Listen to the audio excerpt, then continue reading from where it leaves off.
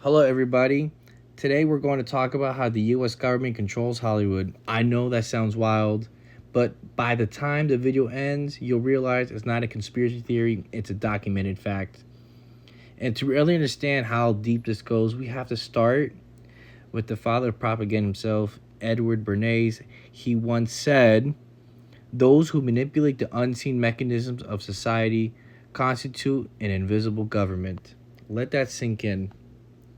Now we have to fast forward to 1996 when the CIA opened up an entertainment office in Hollywood. Yes, its job to work with filmmakers to shape the image of the CIA in film and television.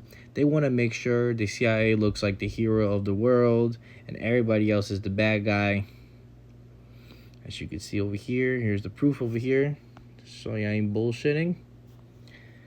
Now, the CIA isn't the only one doing this. The Pentagon also has an office in Hollywood, and their influence runs very deep.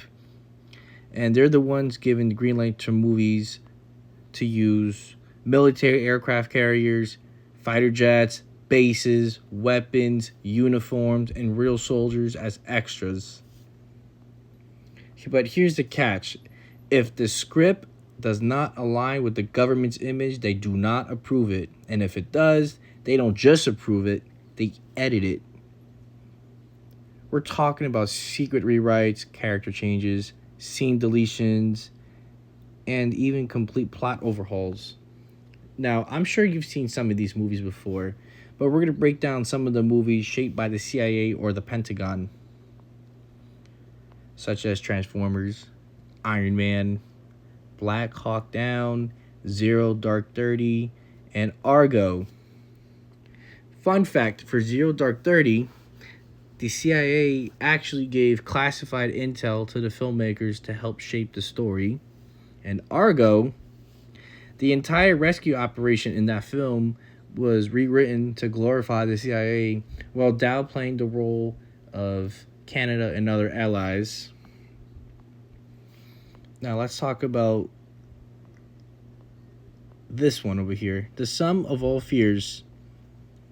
It was rewritten to change the villain from an Islamic extremist to a neo-Nazi so it wouldn't offend partners. If you haven't watched this movie, I highly suggest you watch it. Now let's talk about Top Gun starring Tom Cruise. Straight up Navy marketing, makes people want to join the Navy or be a pilot, you know. And I'm sure you've seen this one, 24 with Kiefer Sutherland, or he was in another great series with, what's the name of the show? Designated Survivor, when he becomes the president. If you haven't seen it, I highly suggest you watch it. It's kind of like House of Cards in some capacity. Jack Ryan, Homeland. Of course, they're all military input and CIA behind the scenes, of course. They required retired CIA or military personnel to be involved behind the scenes. You won't see them in the credits. They're off the books, but they're there. They want to make sure everything looks real, stays on message. And of course, they have gone after the projects they didn't like American Ultra, The Report, Fair Game, Snowden, Enemy of the State with Gene Hackman and Will Smith. And The Interview, remember that one? It was supposed to be in theaters, and then they pulled it and dumped it on Netflix. Why? Because those films exposed things they didn't want to be in the spotlight. There was no marketing strategy of it, of course. Now, why does this matter? This matters because the CIA and the Pentagon don't just protect national security. They shape the narrative of what national security looks like.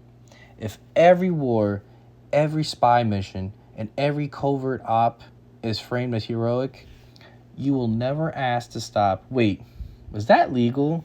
Was that ethical? Was that even true?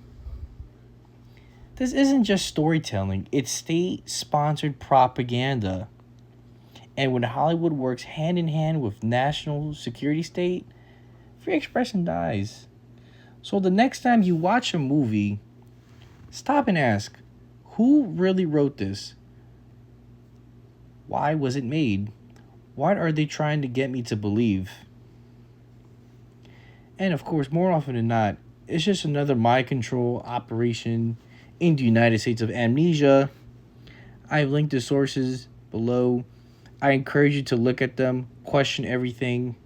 Thanks for watching.